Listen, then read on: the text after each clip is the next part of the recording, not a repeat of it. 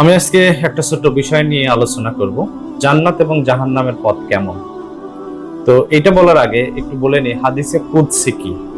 হাদিসে কুদসি হলো যে আল্লাহরই কথা রাসূল সাল্লাল্লাহু আলাইহি সাল্লাম যেটা স্বপ্নযোগে অথবা ইহলামের মাধ্যমে জানতে পারছেন আল্লাহর কাছ থেকে, কিন্তু নিজের ভাষায় বর্ণনা করেছেন, এটাকে হাদিসে কুদসি বলে।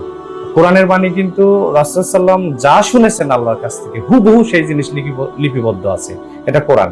কিন্তু হাদিসে কুদসি হলো রাসূল সাল্লাম নিজের ভাষায় সেটা বর্ণনা করেছেন। তো এই কুদসিতেই, হাদিসে কুদসিতেই একটা বর্ণনা আসছে যে জান্নাতের পথ কেমন, জাহান্নামের পথ কেমন। আমি একটু ক্লারিফাই করি।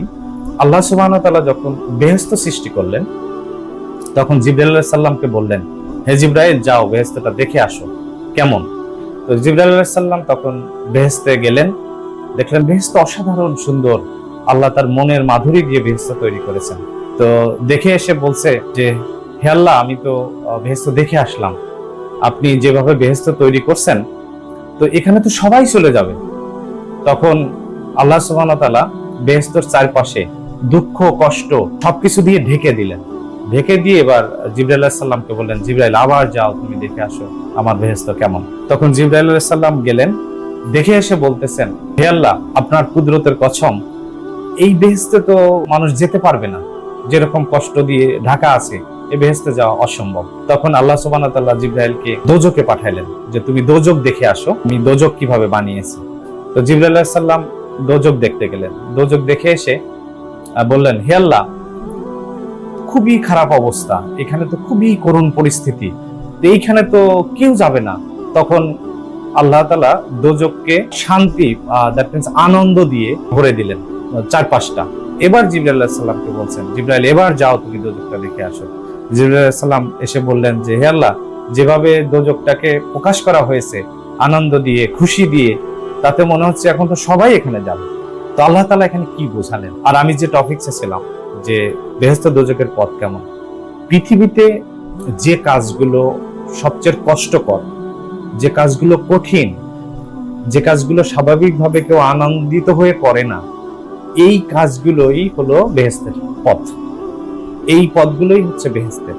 আর যে কাজগুলো মানুষ আনন্দ পায়, অতি সহজেই করা যায়, যে কোনো মানুষ ইজিলি করে ফেলতে পারে, মজা পায়, এই বিষয়গুলো হচ্ছে দোজখের পথ। আরেকটু যদি এক্সাম্পল দিয়ে বলি, যেমন রাতে উঠে তাহাজ্জুদ নামাজ পড়া।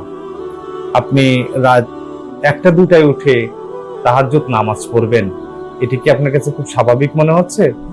আপনার ঘুম ভাঙবে? আর কে এই ঘুমের শান্তির ঘুম ত্যাগ করে উঠে এই নামাজ পড়তে যাবে? আবার পৃথিবীতে আপনি কষ্ট করবেন, আল্লাহর উপর রাজি খুশি থাকবেন, তারপরেও তার ইবাদত করবেন, কাজটা কি সহজ? আপনার পেটে খাবার নাই, আপনার ভালো চাকরি নাই, ভালো পোশাক নাই, আপনার মানুষ দাম দেয় না, তারপরেও আল্লাহ সুবহানাহু ওয়া তাআলার কাছে আপনি আলহামদুলিল্লাহ বলবেন, খুশি থাকবেন, ইবাদতে মশগুল থাকবেন। এটা কি সহজ কাজ? খুবই কঠিন কাজ।